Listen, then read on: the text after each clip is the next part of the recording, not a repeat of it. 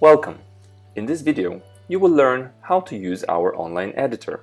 Log in and select your file. Now, you can freely edit and adjust your transcript.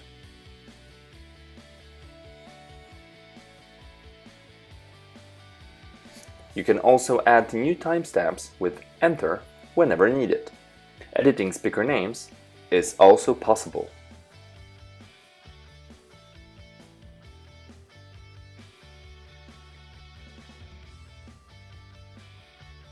Same as highlighting important parts of your transcript.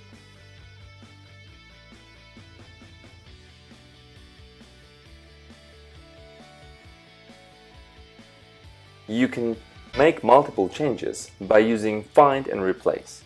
Choose the word you want to replace, and it will be changed within the entire file.